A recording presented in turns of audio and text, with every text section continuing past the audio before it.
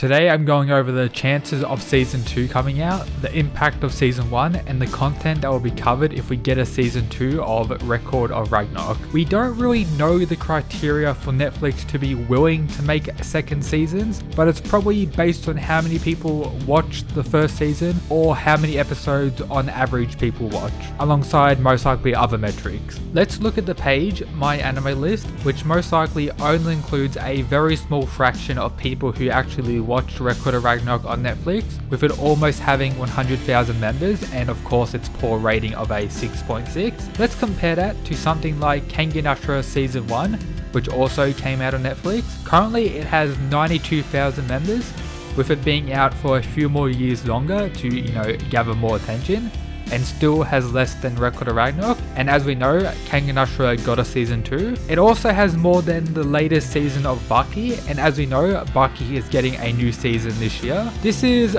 most likely very inaccurate because tons more people just watch stuff on Netflix or various other sites and don't actually use a site like Mel to, record stuff that they watch. So all these numbers will most likely be a lot higher. But based on this alone, it does look good for Record of Ragnarok in the amount of attention it actually got. We also have the ending of Season 1 with the walkout of the next fighters, Jack the Ripper and Hercules.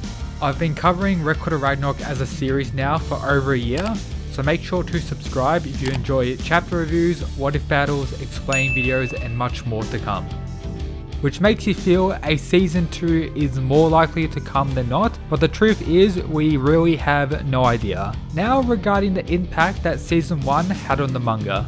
The latest volume, that being 11, sold the most at the end of June, doing better than things like Jujutsu Kaisen and One Piece volumes, and in the whole month of June, the Record of Ragnarok manga came in at 8th in all of Japan. Makes you think what would have happened if we got a top tier anime, but regardless, the anime did help in something, the greatness of the manga being spread, which I'm happy for. And the announcement that Viz is releasing the digital version this year and an English print in 2022, which is very hype as well, and I'm definitely buying that. But do I personally want a Season 2? I'm kinda mixed on that. Season 1, as we know, wasn't that good, but if it's going to get more fans into the series, of course I would want a Season 2, and if you didn't know, Jack vs Hercules is my favourite fight so far in Record of Ragnarok next to Adam vs Zeus, but I'd probably say Jack is my favourite character so far, and everything about this fight is top tier.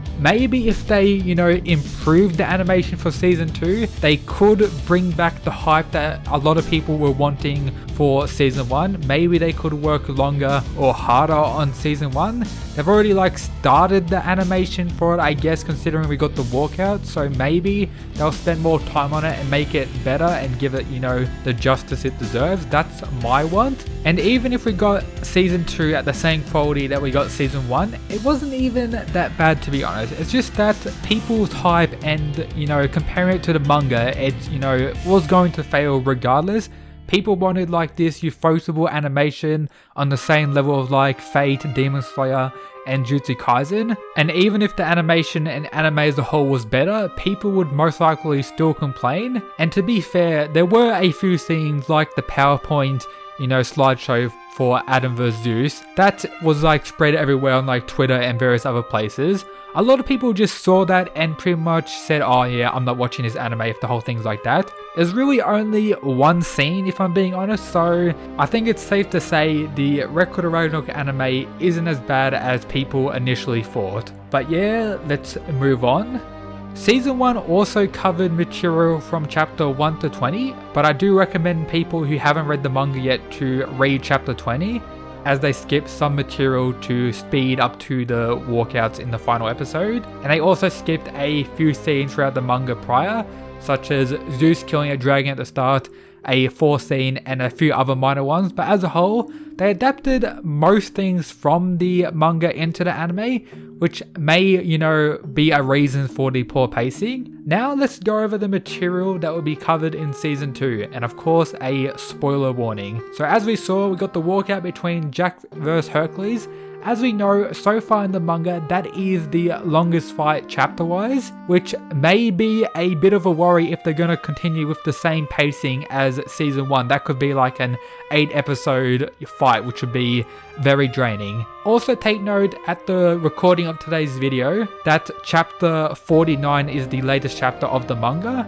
So if they were to adapt 20 chapters again, they wouldn't even cover the, full 2 fights that have been concluded so far. They would only get a little bit into the second fight, which is Shiva vs Raiden. They would finish the first fight, Jack vs Hercules, and only get partway through the Shiva vs Raiden, as other stuff happens apart from that fight, such as the whole Buddha stuff, Sasaki, the supposed team fight that was going to happen. That took up like a full chapter, a chapter and a bit, and I wouldn't be surprised if that was adapted into a whole episode. But yeah, if we do get a season 2, it will start out with the Jack vs Hercules fight, great fight, the top tier backstories, one of the longer backstories as well with Jack the Ripper, which will probably be a full episode. Then we have Hercules as well, who has a pretty decently long backstory. Then after that we have the Shiva vs Raiden fight. Them two also have decently long backstories, but the fight isn't as long as the Jack vs Hercules fight. Probably a full episode on the whole Buddha, Loki, Sasaki, and some of the other fighters messing around, the rival of Zeus and Odin, all those scenes. And depending on how much they adapt, they could maybe include the Buddha vs Zero fight that's still currently going on. I estimate that the fight's going to end at chapter 50 or 51, depending on what goes on in chapter 50, because as we know, chapter 49 had some very insane shit going on, which pretty much shocked everyone. I hope they adapt 3 fights again and increase the pacing, because apart from the poor animation and some other issues, the pacing is most likely the biggest issue of season 1. It was just way too slow for people. Maybe that's because all the cuts to reactions, maybe they can cut out some material or some, commentation or reactions from various characters to just focus on the fights and actually speed those up to make it more engaging in an anime format. So let's say the fight does end at chapter 50 and season 2 of the anime adapts 30 chapters in those 12 episodes. I think that will make the pacing a lot more enjoyable, and